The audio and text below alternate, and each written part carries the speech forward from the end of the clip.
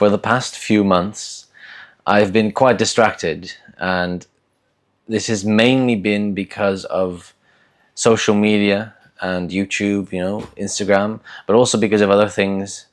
I've just been distracting myself from doing the things I want to do, and it's formed into a habit, and a habit of checking my phone whenever I'm on a break, a habit of going on YouTube and watching a video as I'm eating lunch, and then continuing watching YouTube after I eat lunch, because I just go from one video to the next, and because I've done it so many times, I kind of automatically go to the next video.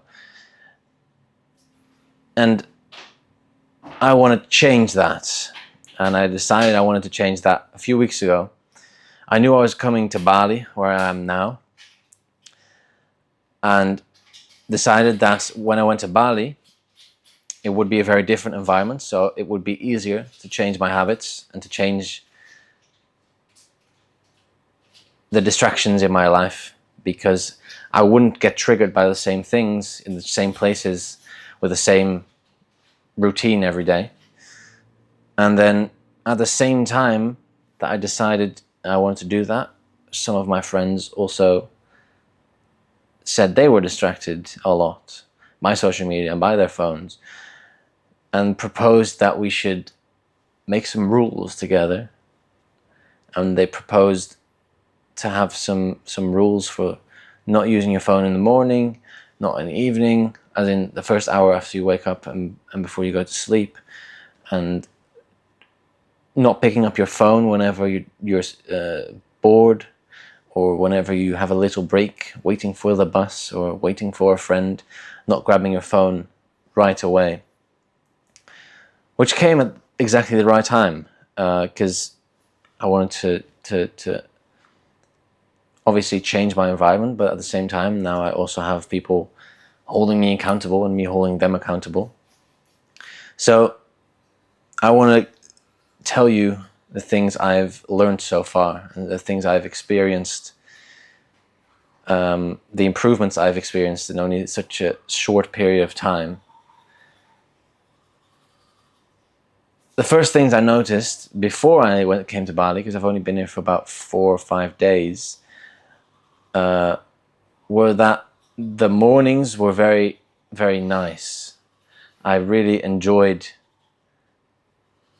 just not looking at my phone, but I also decided I'm not going to do any screens in the mornings at all. And they were a lot more present. I took my time a lot more. I read, I journaled, I took a shower, and it was all without distraction, without getting loads of dopamine all of a sudden, all at once, which set me up for my days a lot better and made me a lot more productive. But at the same time, in between, I was also, whenever I was doing things, I was a lot more aware of the fact that I kept picking up my phone, and I kept asking myself every time I wanted to pick up my phone, why am I picking up my phone? Like, just literally the question, why? And if I don't have a reason why I want to pick up my phone, if there's not a specific person I want to check a message from, or a specific app I want to open, then I just didn't open my phone at all. And it was interesting, because I kind of got I get maybe some slight withdrawal symptoms, where at first it was okay, but then the less I went on my phone, the more of an urge I had to check it at random times, because I just hadn't checked it in a while, even though there was still no reason to check it. But now that it's been about a week, 2 weeks, maybe even slightly more, I've really seen it go downhill in how much I feel like checking my phone all the time. And I don't really have to ask myself why as much, because usually there's no reason to do it. So even if I get the urge, I just don't do it. I don't even have to ask myself anymore. But when it was even more supercharged, and I experienced even more improvement, has been since I came to Bali, because everything has been very different. Obviously, I've been very busy doing many things, visiting many places, and having new experiences, so there's less opportunity to grab my phone, less chill moments, but also at the same time, it has given me dopamine from better sources than I would have gotten if I went on my phone. And so my brain, I feel like, has been somewhat rewired to be improved. And I'm enjoying everything a lot more because I get more dopamine out of things, because I don't have all this fast dopamine all the time. In between, there's these moments of just calmness that make the moments that are more of an experience way more enjoyable and not making me think about other things.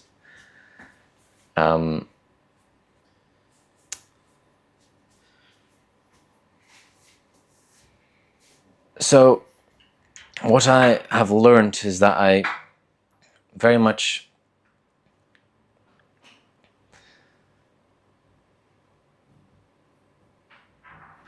feel like the best way to change the habit of this is really changing your environment and changing your routine as much as you possibly can, even if only for a little bit.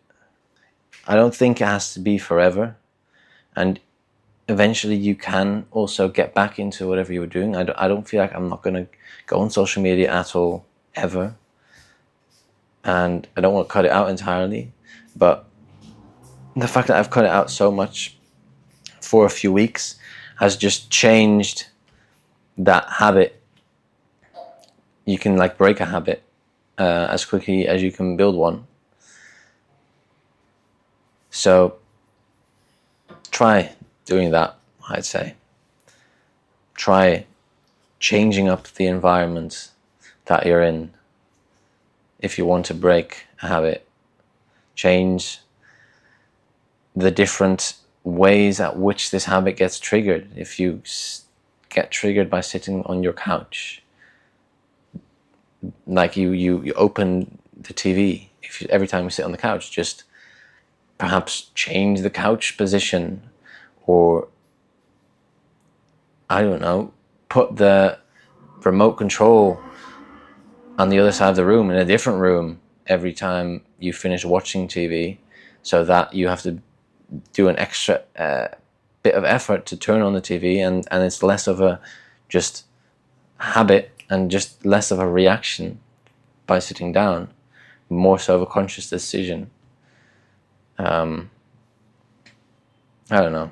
I think it seems like a good lesson at any time in life, because there's always habits that you want to get rid of, and I think most of the time this will be worth it. However, it does depend on whether the habit is very negative and also how much it influences your life, which is poorly correlated, to be honest.